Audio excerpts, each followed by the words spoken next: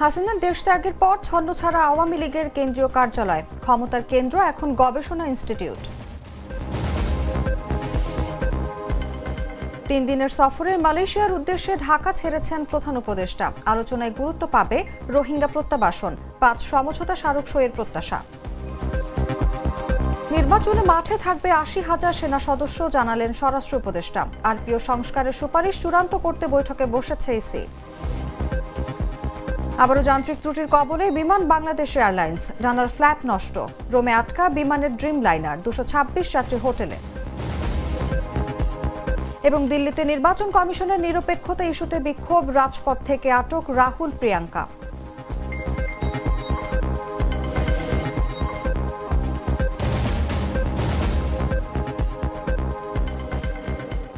এতক্ষণ শুনছিলেন সংবাদ শিরোনাম। দর্শক আমন্ত্রণ দুপুর 3টা সংবাদে, সঙ্গে আছি আমি অনুভা বিশ্বাস। মশলা বদলে ফেলেছি, এবার আপনিও বদলে ফেলুন। একবার প্রাণ গুঁড়া মশলা ব্যবহার করেই দেখুন। চলে যাচ্ছি পুরো খবরে। একসময় রাজনৈতিক প্রাণকেন্দ্র এখন পরিত্যক্ত ভবন। গুলিস্তানের আওয়ামী লীগ কেন্দ্রীয় কার্যালয় আজ যেন যুদ্ধ বিধ্বস্ত ধ্বংসস্তূপ। শেখ হাসিনার দেশত্যাগের পর বিক্ষোভ, আগুন ও লুটপাটে বদলে গেছে ভবনটির চেহারা। সম্প্রতি ঝুলছে নতুন ব্যানার, ফ্যাসিজম ও গণহত্যা গবেষণা ইনস্টিটিউট। রহস্য ঘিরে ধরেছে চারপাশে। মোহাম্মদ রেদওয়ানের বিশেষ রিপোর্টে বিস্তারিত। রাজধানীর গুলিস্তানে অবস্থিত বাংলাদেশ আওয়ামী লীগের কেন্দ্রীয় কার্যালয়টির দিকে তাকালে এখন আর সেটিকে একটি রাজনৈতিক দলের প্রাণকেন্দ্র বলে মনে হয় না, বরং ধ্বংসস্তূপে পরিণত কোনো যুদ্ধ বিধ্বস্ত শহরের ছায়া মনে হয়। অথচ মাত্র 1 বছর আগেও গুলিস্তানের এই 10তলা ভবনটি ছিল ক্ষমতাসীন আওয়ামী লীগের প্রাণচঞ্চল কেন্দ্র। কারণটা কি, এটা হচ্ছে পাবলিক সেন্টিমেন্টে পাবলিক যখন যেটা প্রথমে করেছিল সেটা হচ্ছে রাগের বহিঃপ্রকাশ। আর এখন আমরা যেটা করতেছি সেটা হচ্ছে আমরা আশা করেছিলাম যখন এই বিল্ডিংটা পরিত্যক্ত হয়ে গেছে, আমরা আশা করেছিলাম ইন্টারিম গভর্নমেন্ট হয়তো কোনো পদক্ষেপ নেবে, কিন্তু আলটিমেটলি তারা নেয় নাই।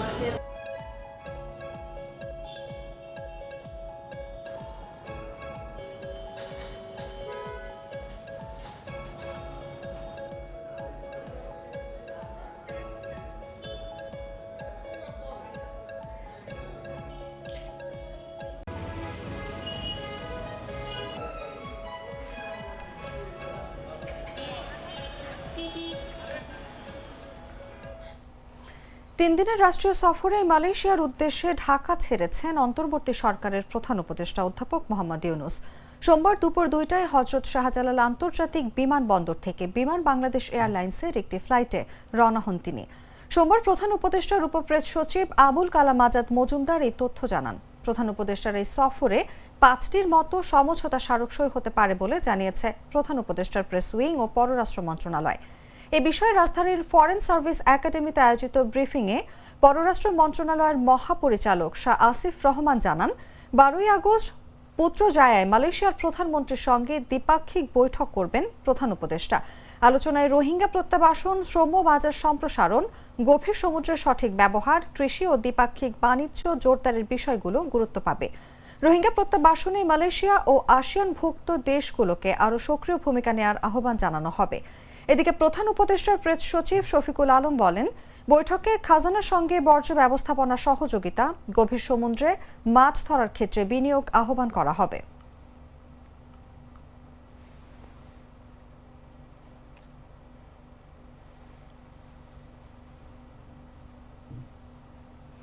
রাজধানীর পল্লবীতে পুলিশ হেফাজতে নির্যাতনে গাড়ি চালক ইশতিয়াক হোসেন জনি হত্যা মামলায় পল্লবী থানার তৎকালীন উপপরিদর্শক জাহিদুর রহমান ও এএসআই কামরুজ্জামানের যাবজ্জীবন কারাদণ্ড বহাল রেখেছেন হাইকোর্ট।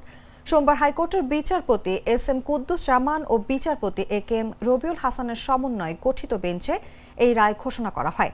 এই মামলার অপর আসামি সহকারী উপপরিদর্শক রাশিদুল হাসানের যাবজ্জীবন দণ্ড কমিয়ে 10 বছরের কারাদণ্ড এবং এক আসামিকে খালাস দিয়েছেন আদালত। একজন আসামিকে এই মামলায় সাজা দেওয়া হয়েছে, তার মধ্যে 3 জন আসামি আপিল করেছে, একজন আসামি সাজা ভোগ করে চলে গেছে, আর একজন পলাতক আছে কামরুজ্জামান মিন্টু। এক আসামি জাহিদুর রহমানের সাজাটা বহাল আছে, তার যাবজ্জীবন কারাদণ্ড, তার 50,000 টাকা জরিমানা, 2 লক্ষ টাকা ক্ষতিপূরণ, সেটা বহাল রাখছে high court division, honourable high court division. আরেকজন assistant sub inspector Rashidul Hasan, তাকে যাবজ্জীবন কারাদণ্ড পরিবর্তন করে তাকে 10 বছরের সশ্রম কারাদণ্ড, 50,000 টাকা জরিমানা এবং ভিকটিমদেরকে 25,000 টাকা ক্ষতিপূরণ দেওয়ার নির্দেশ দিয়েছে।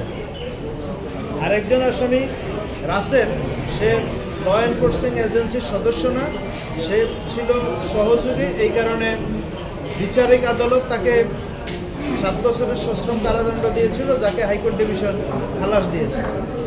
আমরা আশা করব এই মামলার রায়ের প্রেক্ষিতে ল এনফোর্সিং এজেন্সি এবং সরকারি কর্মকর্তা কর্মচারীরা তাদের জনগণের প্রতি। আসন্ন জাতীয় সংসদ নির্বাচনে প্রতিটি কেন্দ্রে আইনশৃঙ্খলা বাহিনীর সদস্য বাড়ানো হবে বলে জানিয়েছেন স্বরাষ্ট্র উপদেষ্টা জাহাঙ্গীর আলম চৌধুরী। সোমবার কেরানীগঞ্জে ঢাকা 3 সংসদীয় আসনের ভোট কেন্দ্র তেঘরিয়া উচ্চ বিদ্যালয় পরিদর্শন শেষে ব্রিফিংয়ে একথা জানান তিনি। বর্তমান আইনশৃঙ্খলা বাহিনীর সদস্যদের দিয়েই সুষ্ঠু নির্বাচন সম্ভব জানিয়ে স্বরাষ্ট্র উপদেষ্টা বলেন, আগামী জাতীয় নির্বাচনে প্রতিটি কেন্দ্রে পুলিশ ও আনসার সদস্য সহ আইনশৃঙ্খলা বাহিনীর সদস্য বাড়ানো হবে। তিনি আরও বলেন, নির্বাচনকে কেন্দ্র করে 80,000 সেনাবাহিনীর সদস্য মাঠে থাকবে। এছাড়া নৌবাহিনী সহ অন্যান্য বাহিনীর সদস্য মোতায়েন থাকবে। এই সময় স্বরাষ্ট্র উপদেষ্টা বলেন, চাঁদাবাজ যা রাজনৈতিক দলের সদস্য হোক না কেন, ছাড় দেওয়া হবে না। গণপ্রতিনিধিত্ব আদেশ সংস্কারের একগুচ্ছ সুপারিশ চূড়ান্ত করতে মুলতবি বৈঠকে বসেছে নির্বাচন কমিশন। সোমবার নির্বাচন ভবনে প্রধান নির্বাচন কমিশনার এএমএম নাসির উদ্দিনের সভাপতিত্বে এই সভা শুরু হয়। এর আগে বৃহস্পতিবার নবম কমিশন সভায় দিনভর আলোচনায় কয়েকটি বিষয় সিদ্ধান্ত হলেও আরপিও সংশোধন চূড়ান্ত হয়নি। নির্বাচনে না ভোট ফিরিয়ে আনা, সংসদ সদস্য প্রার্থী হওয়ার জন্য সর্বনিম্ন শিক্ষাগত যোগ্যতা স্নাতক পাস, একজন প্রার্থী সর্বোচ্চ 2টির বেশি আসনে প্রার্থী না হওয়া, আন্তর্জাতিক অপরাধ ট্রাইব্যুনালের অধীনে কোনো অপরাধে অপরাধী সাব্যস্ত হলে তিনি প্রার্থী হওয়ার অযোগ্য হবেন। খসড়ায় এমন প্রস্তাব করেছে ইসি।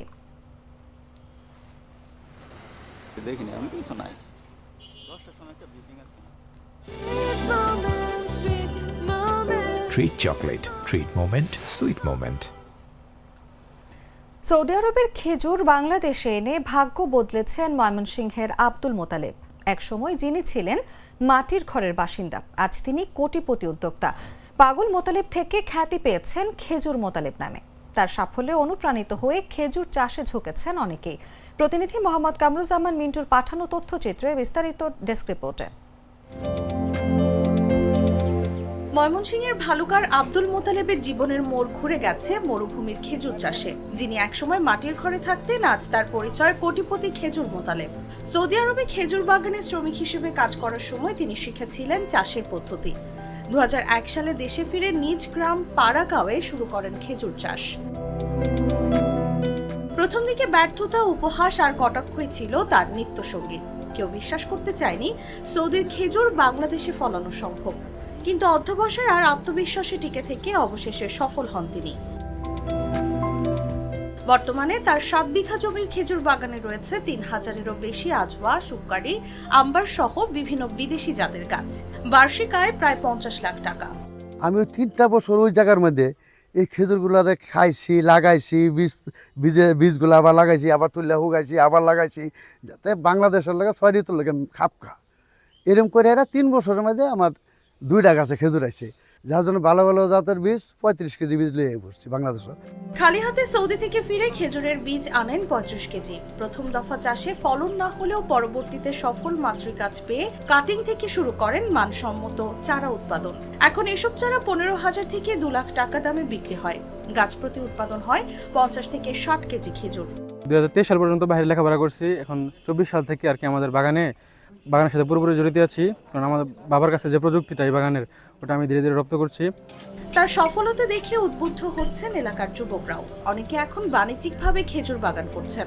আমি তার বাগান দেখে অনেকটা আগ্রহী হয়েছি এবং আমার বাড়িতে অলরেডি আমার এক ভাই এই চাষ শুরু করেছে।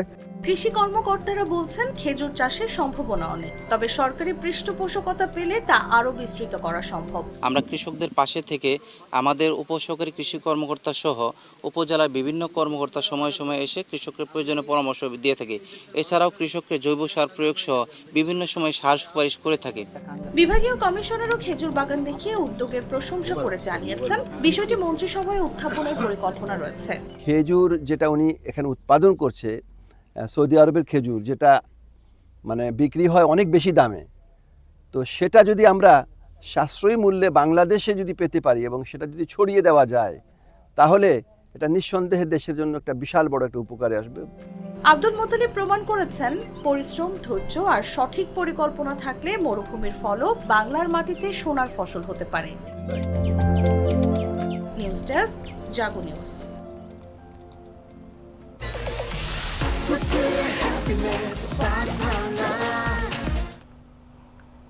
জানাবো আন্তর্জাতিক সংবাদ।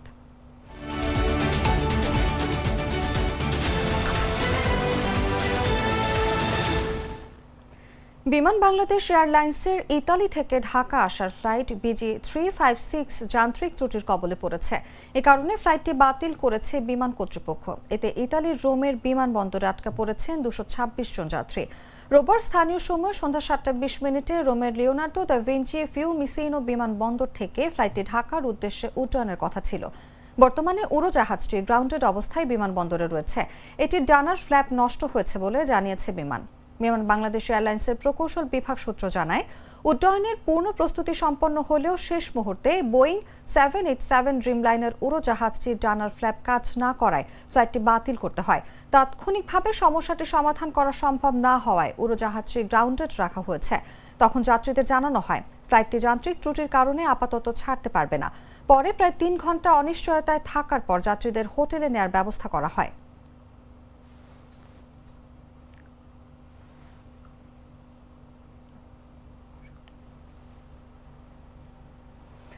মার্কিন শুল্কের বাড়তি চাপ ভারতীয় বস্ত্র শিল্পে তাৎক্ষণিক সংকট তৈরি করেছে। 7 আগস্ট থেকে 25% শুল্ক কার্যকর হওয়ার পর মার্কিন ক্রেতারা অর্ডার বন্ধ করে দিয়েছে, যা 27 আগস্টে 65% পৌঁছাতে পারে।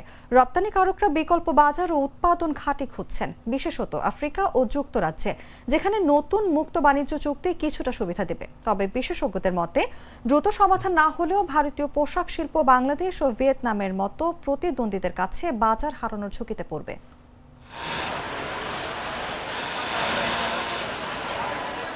মার্কিন শুল্কের চাপ ভারতীয় বস্ত্র শিল্পে সরাসরি আঘাত হানতে শুরু করেছে।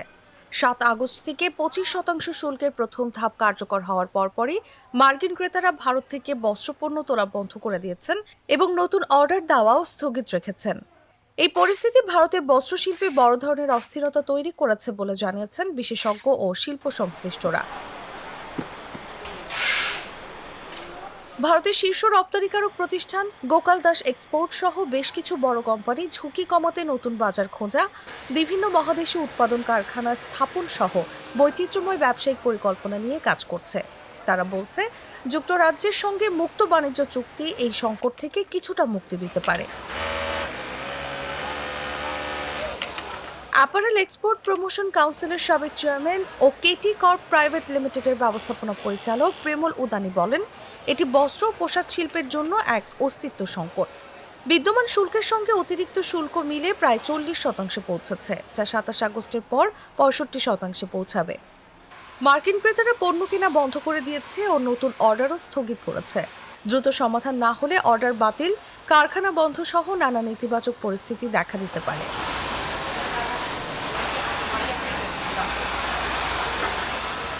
সম্প্রতি ঘোষিত ভারত যুক্তরাজ্য FTA চীনকে পেছনে ফেলে 12% শুল্ক সুবিধা দেবে এবং ভারতকে বাংলাদেশের সমপর্যায়ে নিয়ে আসবে। একই সঙ্গে ইউরোপীয় ইউনিয়নের সঙ্গে বাণিজ্য চুক্তি ভারতীয় পোশাক রপ্তানিতে বড় সম্ভাবনার দ্বার খুলতে পারে বলে মনে করেন গণপতি। ভারতীয় বস্ত্র ও পোশাক রপ্তানিতে 50% শুল্ক আরোপ একটি বড় ধাক্কা। যুক্তরাষ্ট্র এই খাতের সবচেয়ে বড় বাজার হওয়ায় পূর্ণমাত্রায় শুল্ক কার্যকর হলে রপ্তানি ব্যাপকভাবে ক্ষতিগ্রস্ত হবে। বস্ত্রশিল্পের সঙ্গে সংশ্লিষ্ট সবাই সরকারের সঙ্গে ঘনিষ্ঠভাবে কাজ করছেন, যাতে এই কঠিন সময়ে রপ্তানির গতি যতটা সম্ভব বজায় রাখা যায়। 50% শুল্ক কার্যকর হলে যুক্তরাষ্ট্রে কোনো বস্ত্রপণ্য রপ্তানি করা কার্যত সম্ভব হবে না। এত বেশি শুল্ক রপ্তানিকারক বা ক্রেতা কেউই বহন করতে পারবে না। ভারতীয় রপ্তানিকারকরা এখন আশা করছেন আগামী 18 দিনের মধ্যে শুল্ক কমানো হবে, এরপরেই আবার শাস্তিমূলক শুল্ক কার্যকর হওয়ার কথা। ভারতের লোকসভার প্রধান বিরোধী দলীয় নেতা রাহুল গান্ধীকে আটক করেছে দিল্লি পুলিশ। সোমবার ভোট চুরির অভিযোগে দিল্লিতে বিরোধী ইন্ডিয়া জোটের বিক্ষোভ থেকে তাকে আটক করা হয়। এ সময় তার বোন ও কংগ্রেস নেত্রী প্রিয়াঙ্কা গান্ধী সহ দলের বেশ কয়েকজন জ্যেষ্ঠ নেতাকেও আটক করে পুলিশ। বিস্তারিত তুষার ইসলামের রিপোর্টে। চোখে মুখে উত্তেজনা, রাজপথ জুড়ে পতাকার ঢেউ, স্লোগানের গর্জন আর চারপাশে অদ্ভুত একটা থমথমে পরিস্থিতি। ভারতের রাজনৈতিক কেন্দ্রস্থল পার্লামেন্ট ভবনের সামনে জমে উঠেছে এক রুদ্ধশ্বাস দৃশ্যপট, যেখানে শুরুটা ছিল এক শান্তিপূর্ণ প্রতিবাদ, কিন্তু পরিণতি যেন সিনেমার এক থ্রিলার। क्योंकि सच्चाई देश के सामने है और ये जो लड़ाई है ये राजनीतिक नहीं है, ये कॉन्स्टिट्यूशन की लड़ाई है। সকাল গড়িয়ে মধ্য দুপুরের দিকে যাওয়ার আগেই ঘটল নাটকীয় মোড়। কংগ্রেস নেতা রাহুল গান্ধী ও প্রিয়াঙ্কা গান্ধী, যারা ছিলেন বিক্ষোভের কেন্দ্রীয় মুখ, তাদের হঠাৎ করেই ঘিরে ফেলল দিল্লি পুলিশ। মুহূর্তের মধ্যেই ছুটে আসে কয়েকটি কালো রঙের ভ্যান, তার মধ্যেই পুলিশের সঙ্গে ধস্তাধস্তি, প্রতিরোধ, স্লোগান আর তারপরেই আটক। প্রতিবাদ স্থলে উপস্থিত এক কংগ্রেস কর্মী মোবাইলে ধারণ করেন সেই দৃশ্য। রাহুল গান্ধীকে পুলিশের একজন অফিসার ঘিরে জিজ্ঞাসা করেন, আপনি কি জানেন আপনি আইন ভাঙছেন? রাহুল শান্ত কণ্ঠে বলেন, আমরা ভোটের জন্য লড়ছি, সংবিধানের জন্য দাঁড়িয়েছি। ভিডিওতে দেখা যায় প্রিয়াঙ্কা গান্ধী হাত উঁচিয়ে বলছেন, এটি শান্তিপূর্ণ প্রতিবাদ, আমরা কিছুই ভাঙিনি। এরপর হঠাৎ করেই শুরু হয় ধাক্কাধাক্কি, ব্যারিকেডের ওপারে চিৎকার আর পুলিশের কড়া অবস্থান। বিক্ষোভের মূল বিষয় ছিল নির্বাচন কমিশনের নিরপেক্ষতা নিয়ে প্রশ্ন। বিরোধীদের অভিযোগ, ক্ষমতাসীন সরকার নির্বাচন কমিশনের উপর প্রভাব বিস্তার করছে, যার ফলে গণতন্ত্র বিপন্ন হতে চলেছে। শান্তিপূর্ণ প্রতিবাদের অনুমতি থাকলেও পার্লামেন্টের সামনে আইন অমান্য করে জমায়েত করে যান চলাচলে বিঘ্ন ঘটানো হয়েছে, তাই আইন অনুযায়ী ব্যবস্থা নেওয়া হয়েছে বলে জানিয়েছে দিল্লি পুলিশের মুখপাত্র। কিন্তু প্রশ্ন থেকেই যাচ্ছে, এই গ্রেফতার কি কেবল যান চলাচল নিয়ন্ত্রণের জন্য, নাকি এর আড়ালে চলছে বিরোধী কণ্ঠ রুদ্ধ করার পরিকল্পিত কোনো অপারেশন? তুষার ইসলাম, জাগো নিউজ। সংবাদ শেষ করব খেলার খবর জানিয়ে।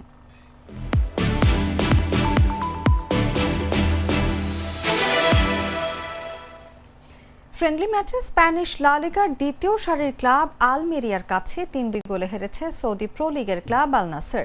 এদিন আল নাসেরের হয়ে জোড়া গোল করেছেন ক্রিস্টিয়ানো রোনালদো, কিন্তু তার দুর্দান্ত পারফরমেন্স দল জেতাতে পারেনি। রোববার আলমেরিয়া স্টেডিয়ামে রোমাঞ্চকর লড়াইয়ের শুরুতে লিও বাপ্তিস্তাওয়ের নিখুঁত পাস থেকে সার্জিও আরিবাস গোল করে আলমেরিয়াকে এগিয়ে দেন। 17 মিনিটে হুয়াও ফেলিক্স ও সাদিও মানের সঙ্গে চমৎকার বোঝাপড়ায় আক্রমণ গড়ে আল নাসেরকে সমতায় ফেরান রোনালদো। 39 মিনিটে পেনাল্টি থেকে গোল করে দলকে 2-1 ব্যবধানে এগিয়ে দেন পর্তুগিজ তারকা, কিন্তু বিরতির ঠিক আগে আল নাসেরের গোলরক্ষকের বড়সড় ভুলের সুযোগ নিয়ে আদ্রি এমবারবা দারুণ এক লব শটে গোল করে ম্যাচে সমতা ফেরান। 61 মিনিটে আরিবাসের নিখুঁত পাস থেকে আবারও গোল করে আলমেরিয়াকে জয় নিশ্চিত করেন এমবারবা। রোনালদো প্রথমার্ধে 2 গোল করলেও বিরতির পর আর মাঠে নামেননি। অন্যদিকে অ্যাটলেটিকো মাদ্রিদ থেকে সদ্য আল নাসেরে আসা ফেলিক্সও গোলের দেখা পাননি, যে কারণে হার নিয়ে ফিরতে হয়েছে আল নাসেরকে।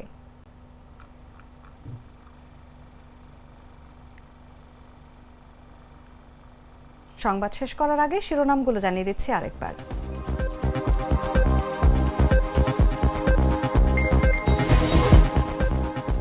হাসিনার দেশত্যাগের পর ছন্নছাড়া আওয়ামী লীগের কেন্দ্রীয় কার্যালয়, ক্ষমতার কেন্দ্র এখন গবেষণা ইনস্টিটিউট। 3 দিনের সফরে মালয়েশিয়ার উদ্দেশ্যে ঢাকা ছেড়েছেন প্রধান উপদেষ্টা। আলোচনায় গুরুত্ব পাবে রোহিঙ্গা প্রত্যাবাসন, 5 সমঝোতা স্মারক সইয়ের প্রত্যাশা। নির্বাচনে মাঠে থাকবে 80,000 সেনা সদস্য, জানালেন স্বরাষ্ট্র উপদেষ্টা। আরপিও সংস্কারের সুপারিশ চূড়ান্ত করতে বৈঠকে বসেছে ইসি। আবারও যান্ত্রিক ত্রুটির কবলে বিমান বাংলাদেশ এয়ারলাইন্স, ডানার ফ্ল্যাট নষ্ট, রোমে আটকা বিমানের ড্রিম লাইনার, 226 যাত্রী হোটেলে। এবং দিল্লিতে নির্বাচন কমিশনের নিরপেক্ষতা ইস্যুতে বিক্ষোভ, রাজপথ থেকে আটক রাহুল প্রিয়াঙ্কা।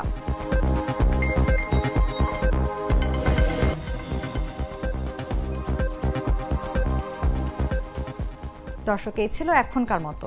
এরপর বিকেল 5টায় দেখবেন দেশজুড়ে সংবাদ।